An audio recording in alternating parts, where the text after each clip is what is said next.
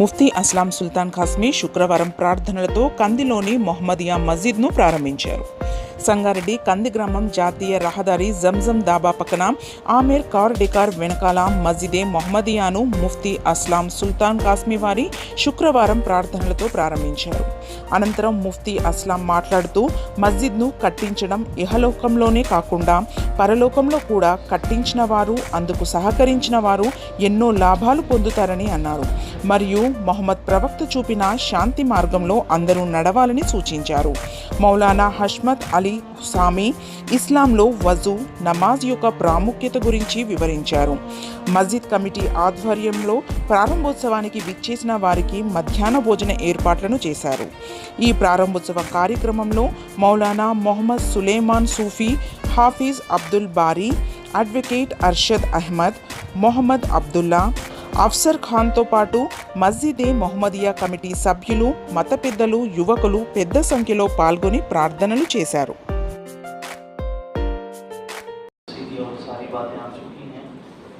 मस्जिद के बनाने के फ़ज़ाइल जैसे हैं ऐसे ही मस्जिद के आबाद, मस्जिद को वक्त देने के भी फ़ज़ाइल। हम लोग ये भूल गए,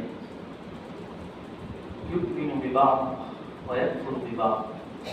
जो बात हमको अच्छी लगती है वो हम लोग ले लेते हैं, जो हमको मुश्किल लगती है उसको छोड़ देते हैं। जितनी जैसी फ़ज़ाइल नबी अलैहिस्सलाम ने मस्जिद बनाने के बयान किए हैं, हर मुसलमान को मस्जिद के लिए वक्त देने के भी वैसे ही फ़ज़ाइल। नबी अलैहिस्सलाम ने मस्जिद को महज इबादत के लिए नहीं बनाया था। हम लोग वो भी इबादत में सिर्फ फराइज के लिए मस्जिद समझ रहे हैं। इस वजह से मस्जिदें होने के बावजूद जो मस्जिद से खैर फैलना चाहिए, इल्म फैलना चाहिए, अखलाक फैलना चाहिए, तब्दीली आनी चाहिए, वो तब्दीलियाँ इसलिए नहीं आ रही हैं कि हमने मस्जिदों को फ़आल नहीं बनाया, कारगर और मुफीद नहीं बनाया, वहाँ से अख्ज़ करने का हमने माहौल नहीं बनाया। हज़रत रसूलुल्लाह सल्लल्लाहु अलैहि वसल्लम के हदीसों में है कि आपने फरमाया कि मस्जिदों को वक्त दो। कैसा वक्त दो? वइन्न लिल मसाजिद औतादन। आप फरमाते हैं कि मसाजिद के लिए कुछ खूंटों के वैसे इंसान होना चाहिए, जैसे पिलर है, दीवार है, मुस्तकिल रहने वाली जैसी चीज है।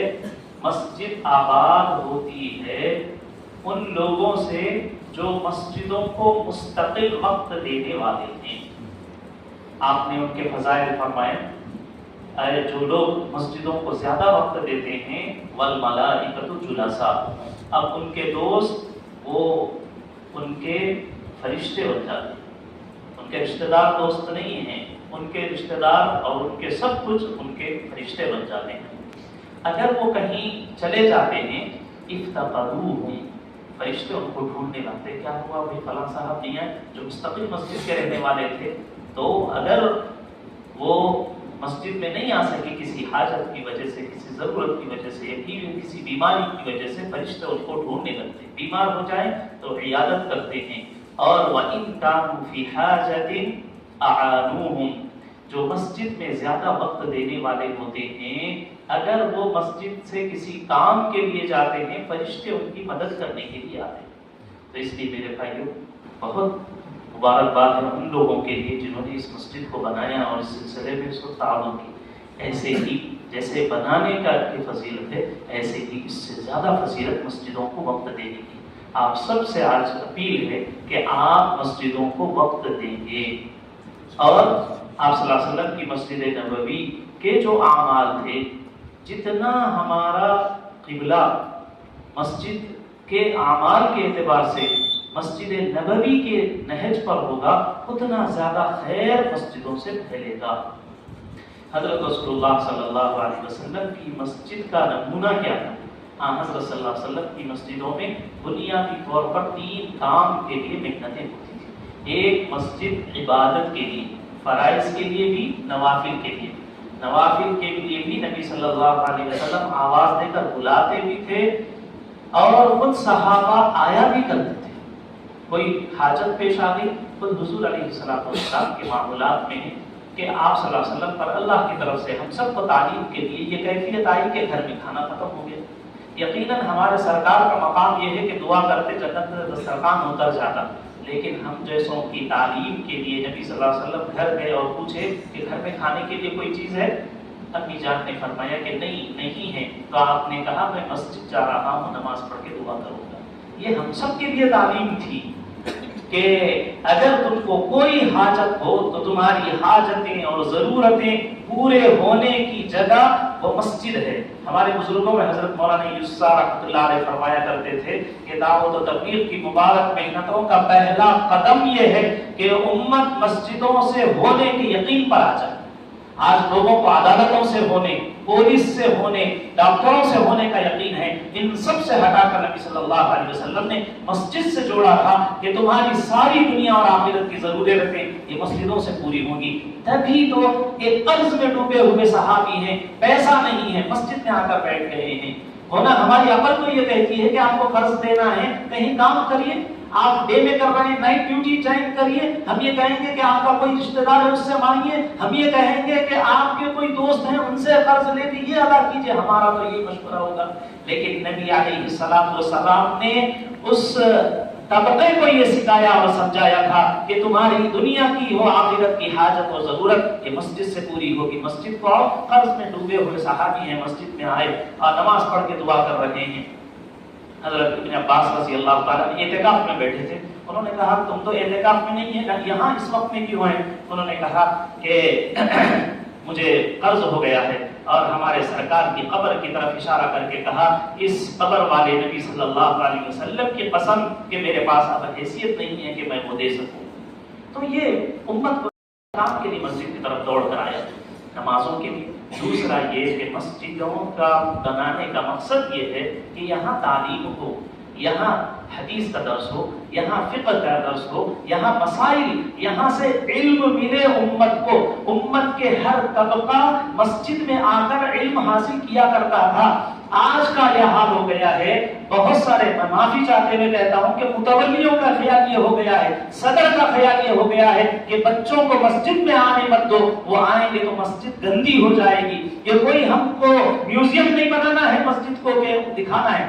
بچے آئیں، پڑھیں، اس کی وجہ سے مسجد گندی ہو، وضو خانے خراب ہوں، ٹوائلٹ خراب ہو جائے، کوئی پرواہ کی بات نہیں. لیکن ہمارے بچوں کو تعلیم ملے، مکتب قائم ہو، چھوٹوں کے لیے بھی مکتب ہو، بڑوں کے لیے بھی مکتب ہو. حضور صلی اللہ علیہ وسلم کے زمانے میں ایک مچھلی پکڑنے والے تھے اور ان کو ایک مسئلہ پیش آ گیا کہ میں سمندر میں جاتا ہوں اور مجھے پانی نہیں ملتا تو میں کیا کروں. مسئلہ پوچھنے فوراً سمندر سے واپس آئے، حضور علیہ السلام سے کہا اے اللہ کے رسول صلی اللہ علیہ وسلم سمندر کے سفر پر ہوں اور میرا کام مچھلیوں کا پکڑنا ہے، مجھے ایک مسئلہ پوچھنا اور سیکھنا ہے. حضور صلی اللہ علیہ وسلم کی مسجد میں آئے، حضور نے فرمایا الماء طہورہ والمیتۃ حلہ، کہ اس کا مردار حلال ہے، اس کا پانی طہور پاک ہے، اس پانی سے وضو بھی کر سکتے ہو اور اس کے مرے ہوئے جانور کو بھی کھا سکتے ہو. تو نبی علیہ السلام نے امت کو مسجدوں سے ایسا جوڑا تھا کہ امت کا ایک مچھیرا ہے اور وہ یہ سمجھ رہا ہے کہ مجھے علم ملنے کی جگہ وہ مسجد ہے، یہاں آ کر مسائل معلوم کیے جاتے تھے. ایک صحابی ہیں، بکریاں چرانا ان کا کام تھا. وہ صحابہ کو میں چھوڑ رہا ہوں جو مسجد میں رہ رہے ہیں. حضرت ابو ہریرہ رضی اللہ تعالیٰ ان کا کام ہی 24 گھنٹے صفہ پر 300 صحابہ علم حاصل کرنے کے لیے ہی رہ رہے ہیں. اس کے علاوہ امت کا ہر طبقہ مسجد سے جڑا ہوا تھا اور مسجد میں آ کر علم حاصل کرنے کا عمومی مزاج تھا. تو بکریاں چرانے والے ہیں حضرت عقبہ، ان کو شام کا وقت ملتا، مسجد بند کر کے اپنی بکریاں وغیرہ شام کو دوڑ کر مسجد میں آتے. تو ایک مرتبہ پہنچے وہ مسجد میں تو حضور صلی اللہ علیہ وسلم درس دے رہے تھے، حدیث سنا رہے تھے. آپ صلی اللہ علیہ وسلم نے فرمایا کہ کوئی شخص وضو کرے اور وضو کرنے کے بعد 2 رکعت تحیۃ الوضو کی نماز پڑھے. تو آپ صلی اللہ علیہ وسلم نے بشارت سنائی کہ ایسا شخص بغیر عذاب کے جنت میں چلا جائے گا. وہ سن کر اتنا خوش ہوئے وہ بکریاں چرانے والے صحابی، انہوں نے کہا اوہو اتنا آسان ہے جنت کا حاصل کرنا، وضو کرنے کے بعد 2 رکعت تحیۃ الوضو پڑھنا ہے بس جنت مل جائے گی. بہت خوش ہوئے. अंधेरे में सामने से किसी ने कहा कि उक़बा, इससे पहले वाली रिवायत इससे ज्यादा फजीलत वाली थी, अच्छी थी। उन्होंने कहा मैं तो अभी आया दर्स में, मुझसे थोड़ा सा हिस्सा मिस हो गया, छूट गया। तो सबक के बाद वो अंधेरे में, रात का वक्त था, मगरिब के बाद की तालीम चल रही थी, वो ढूंढते हुए गए तो देखा कि वो उमर बिन खत्ताब है। उनसे पूछा कि इससे पहले वाली रिवायत क्या थी? तो हजरत उमर बिन खत्ताब रज़ी अल्लाह ताला, आप अंदाजा लगाइए, बड़े बड़े सहाबा हैं, वो भी दरस हदीस में बैठे हुए हैं, एक मछेरे हैं वो भी दरस हदीस में है, एक बकरियों के चलाने वाले हैं वो भी हदीस के दर्स में आ रहे हैं। और पूछा कि वो पहली वाली रिवायत क्या थी जो आप कह रहे बड़ी फजीलत वाली थी? तो हजरत उमर बिन खत्ताब रज़ी अल्लाह ताला ने कहा कि मेरे सरकार ने सुनाया कि जो शख्स वुजू करे और वुजू के बाद वुजू से फारिग होके वुजू की दुआ पढ़े, अशहदु अल्ला इलाहा इल्लल्लाह व अशहदु अन्ना मुहम्मदर रसूलुल्लाह, अल्लाहुम्मा जअलनी मिनत तव्वाबीन वजअलनी मिनल मुतत्तहिरीन, ये दुआ पढ़े, हुजूर ने फरमाया उसके लिए जन्नत के 8 दरवाजे खोल दिए जाते हैं, 8 दरवाजे से उसको खुशामद कहा जाता है। उन्होंने सुनकर फरमाया कि इतनी बड़ी रिवायत, सिर्फ वुजू करना है, वुजू के बाद की दुआ पढ़ना है, जन्नत के 8 दरवाजे उसके लिए खुल जाते हैं। तो मेरे भाइयों में ये कह रहा था, मस्जिदें सिर्फ इबादत के लिए नहीं है, हमने वो भी महदूद कर दिया है फराइज के लिए। पहले ही उम्मत ने मस्जिदों को छोटा करके उम्मत के एक तबके को मस्जिदों से दूर कर दिया है, और फिर अब हाल ये हो गया है कि मस्जिदें तालीम गाह नहीं है। हमारी हर मस्जिद, जितनी दुनिया की पहली बड़ी बड़ी यूनिवर्सिटीज हैं, जामिया कुर्तुबा हो, जामिया दमिश्क हो या जामिया जैतूनिया हो, जितने दुनिया के अंदर इल्मी इनकलाब लाने वाली बड़ी बड़ी यूनिवर्सिटियां थी, वो असल में मस्जिद थी।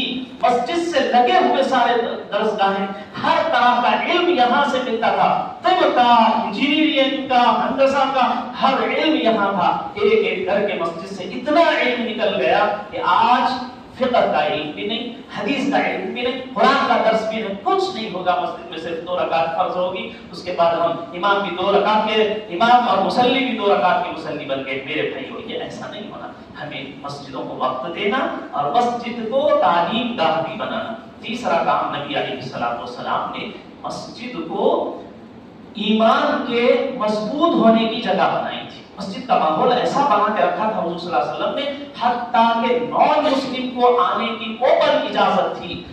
उसके अलावा अगर कोई खतरनाक जिद्दी, बहुत ही हरदर्मी, इस्लाम मुखालिफ, तासुब पसंद शख्स है, उसको भी नबी सल्लल्लाहु अलैहि वसल्लम मस्जिद में बिठाते थे। उसामा बिन उसाल जो जिद्दी और हुजूर अलैहिस्सलाम से सख्त उस जमाने में नफरत करने वाले थे, पकड़ कर सहाबा लाए, चाहते आप इशारा कर देते, गोटी गोटी अलग हो जाती। हुजूर ने फरमाया कि नहीं, तो मस्जिद के माहौल में रखो, पिलर से बांधकर 3 दिन रखे। 3 दिन तक नबी सल्लल्लाहु अलैहि वसल्लम के मस्जिद का माहौल उन्होंने देखा। तीसरे दिन हुजूर ने फरमाया कि हाथ खोल दो, छोड़ दो, जाने दो। वो बाहर निकले, करीब के बाग में गए, गुस्ल किया, वापस आए और फरमाया अल्लाह के रसूल, कलमा पढ़ाइए, इस्लाम में आना चाहता हूँ। हुजूर ने फरमाया क्या बात है? उन्होंने कहा अल्लाह के रसूल, मस्जिद के माहौल ने इतना तब्दील कर दिया, आज से पहले रूए जमीन पर सबसे ज्यादा नापसंदीदा चेहरा मुझे आपका था।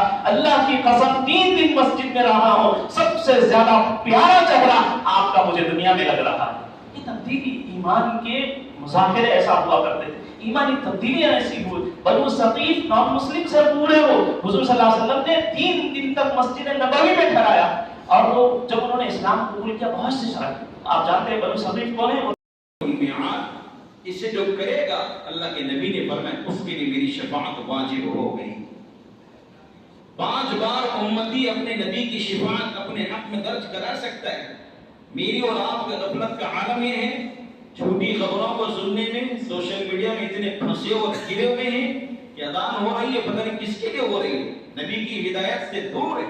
इश्क़ रसूल का दावा आसमान की बुलंदियों को छू रहा है, लेकिन फिक्र रसूल नहीं है। नबी रहमत सल्लल्लाहु अलैहि वसल्लम की हिदायत पर अमल करने का जज्बा और शौक और वलवला नहीं है। आज तक गफलत हो गई, लेकिन आज के बाद कभी गफलत नहीं करेंगे।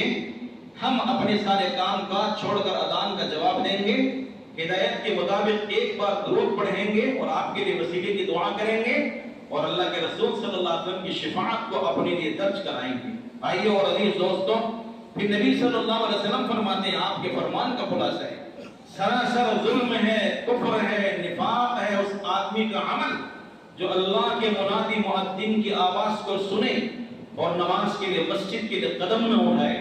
کتنی سخت وعید ہے اس روایت میں. جس کے دل میں نبی صلی اللہ علیہ وسلم کی رائے کے دانے کے برابر محبت و الفت ہوگی، فرمان حبیب سن کر کانپ جائے گا، اس کا کلیجہ ٹکڑے ٹکڑے ہو جائے گا، اس کا دل پارا پارا ہو جائے گا. آقا نے فرمایا سراسر ظلم ہے، کفر ہے، نفاق ہے اس آدمی کا عمل جو اللہ کے منادی مؤذن کی آواز سنے اور مسجد کو نماز کے لیے نہ آئے. نبی رحمت صلی اللہ علیہ وسلم نے فرمایا جو شخص نماز کے لیے اذان دی جا رہی ہو اور اذان سن کر مسجد کے سامنے گزر رہا، آئندہ آگے کسی اور مسجد میں نماز پڑھنے کا ارادہ نہیں، تو آقا نے فرمایا اس کے دل پر اللہ تعالیٰ نفاق کا ایک مہر لگا دے، نفاق کا ٹھپا لگا دے، نفاق کا دھبا لگا دے. کتنی سخت وعید اور ڈانٹ پلائی آقا حضور صلی اللہ علیہ وسلم نے. پیارے آقا 23 سال تک امت کو جہنم کی آگ سے آزادی کے واسطے رو رو رو رو رو کر اللہ سے معافی منگوائی. اللہ میری امت کو معاف کر دے، میری امت کو معاف کر دے، میری امت کو معاف کر دے. آخرت کی سزائیں میری امت برداشت نہیں کر سکتی. آنکھوں کو مشال بنایا، زارو قطار رو رو کر امت کے واسطے مغفرت کی دعائیں مانگی آقا حضور صلی اللہ علیہ وسلم نے. لیکن جان چھڑکنے والے آقا کیا فرماتے ہیں؟ جس کے دل میں ذرہ برابر محبت ہوگی وہ کان سے نہیں بلکہ دل کے کانوں سے سنے. پیارے نبی صلی اللہ علیہ وسلم فرماتے ہیں جو شخص بلا شرعی عذر کے اپنے گھر میں نماز پڑھ لیتا ہے، مسجد کو نماز کے لیے نہیں آتا، میں چاہتا ہوں کہ اس کے دل کو، اس کے گھر کو آگ لگا دوں، اس کے گھر کو آگ لگا دوں. دنیا ہی میں نبی صلی اللہ علیہ وسلم اس کے گھر کو آگ لگا دینے پر آمادہ ہے جو بلا شرعی عذر کے اپنے گھر میں نماز پڑھ لیتا ہے. عبداللہ ابن ام مکتوم رضی اللہ عنہ نابینا صحابی ہیں. پیارے آقا حضور صلی اللہ علیہ وسلم کی خدمت میں حاضر ہوئے. عرض کیا یا رسول اللہ، نابینا ہوں، گھر سے مسجد کو آنے میں ٹھوکریں لگتی ہیں، تکلیف ہوتی ہے، اگر آپ اجازت دیں تو ایک اپنے گھر کے کسی حصے میں نماز پڑھ لیا کرو. آقا نے اجازت دے دی. وہ دروازے تک نہیں گئے، آپ نے آواز لگے عبداللہ جی یہاں آؤ، قریب آئے. اذان سنتے ہو؟ بولے جی. اذان اگر سنتے ہو تو مسجد میں تم کو نماز پڑھنا ضروری. جو صحابی نابینا ہیں، راستے کی ٹھوکریں لگنے اور تکلیف ہونے کی آپ پیشکش کر رہے ہیں، عرض کر رہے ہیں کہ میرے کو آنے میں تکلیف اور دقت دشواری ہوتی ہے، تو آقا حضور صلی اللہ علیہ وسلم فرماتے ہیں نہیں، مسجد میں آ کر نماز پڑھنا پڑے گا. منافق کے لیے عشاء اور فجر کی نماز بہت بھاری، منافق کے لیے عشاء اور فجر کی نماز بہت بھاری. کس کے لیے فرما رہے ہیں آقا حضور صلی اللہ علیہ وسلم؟ جو اپنے سے محبت قدم بھرنے والا ہے، آپ کا لایا ہوا کلمہ پڑھنے والا ہے اور آپ کی الفت اور محبت کا دعوے دار ہے، اس امتی سے فرما رہے ہیں کہ میری امت میں سے منافق پر عشاء اور فجر کی نماز بھاری ہے. میں اگر عشاء اور فجر کی نماز جماعت کے ساتھ نہیں پڑھتا، زبان سے محبت رسول کا دم بھرتا ہوں، تو میرا یہ عمل جھٹلا رہا ہے. نبی کا فرمان ہے تو منافق ہے، مسلمان نہیں ہے. صحابہ کو اپنے نفاق و منافق ہونے کا ڈر لگتا. منافق ہو گیا تو منافق ہو گیا، اپنے آپ کو کوستے تھے، میں تو منافق ہو گیا، میں تو منافق ہو گیا، ڈر لگتا. اپنے ایمان کے معاملے میں بہت ڈرتے تھے صحابہ. بھائیو اور عزیز دوستو، پیارے آقا حضور اکرم صلی اللہ علیہ وسلم نے ارشاد فرمایا بلا شرعی عذر کے جو گھر میں نماز پڑھ لے اس کے گھر کو آگ لگا دو. عشاء اور فجر کی نماز منافق پر بھاری ہے، مسلمان پر بھاری نہیں ہے. پیارے آقا حضور صلی اللہ علیہ وسلم بیمار پڑ گئے، 12 دن بیمار رہے. حسن بصری رحمۃ اللہ علیہ فرماتے ہیں اسی سے 12 وفات کہا جاتا ہے کہ جس بیماری سے آپ کو صحت نہیں ملی. آخری وقت آپ صلی اللہ علیہ وسلم کا اتوار کا دن تھا. پیارے آقا حضور صلی اللہ علیہ وسلم ظہر کی نماز کے معاملے میں صحابہ سے پوچھ رہے تھے نماز ہو گئی؟ بولے آپ کے انتظار میں. نماز ہو گئی؟ آپ کے انتظار میں. کہا مجھے بٹھا دو. ڈھا دیا گیا. مشکے سے پانی ڈالو، پانی ڈالا گیا. آپ 2 صحابہ کے سہارے سے مسجد میں تشریف لائے. قدم مبارک صحت کے ساتھ زمین پر ٹک نہیں رہے. ایک طرف علی داماد مصطفیٰ تھے، دوسری طرف عباس آپ کے چچا تھے. دونوں کے کندھوں سے سہارے سے آپ صلی اللہ علیہ وسلم مسجد میں تشریف لائے. حضرت ابو بکر امامت میں، آپ صلی اللہ علیہ وسلم امامت کرتے، ابو بکر مکبر بن کے نماز پڑھاتے. صحابہ کرام سے نماز سے فارغ ہونے کے بعد آپ منبر پر جلوہ فروش ہوئے. زندگی کا آخری خطبہ ہے آقا حضور صلی اللہ علیہ وسلم کا. یعنی نبی صلی اللہ علیہ وسلم مسجد میں تشریف فرما ہوئے، سر پر آپ رومال باندھے ہوئے تھے، پٹی بندھی ہوئی تھی، سر کا شدید درد تھا. آپ صلی اللہ علیہ وسلم کو امت کو قول سے نہیں بلکہ عمل سے سبق سکھایا. تمہاری نوبت یہاں تک آئے، پاؤں چل کر نہیں آ سکتے، گھسٹ کر آنا پڑے تو گھسٹ کر اور مسجد میں نماز ادا کرو. جو مسجد سے الفت رکھتا ہے اللہ اس سے الفت و محبت رکھتے ہیں. لہذا اللہ کی محبت کا دعویٰ کرنے کی ضرورت نہیں، अपने दिल में मस्जिद की मोहब्बत को बसाओ, अल्लाह ताला हमारे दिल में बस जाएंगे और अल्लाह भी हमसे मोहब्बत करने लगेंगे। दूसरी बात, Thanks for watching NV News. Please like, share, and don't forget to comment. Please subscribe our channel and press bell icon.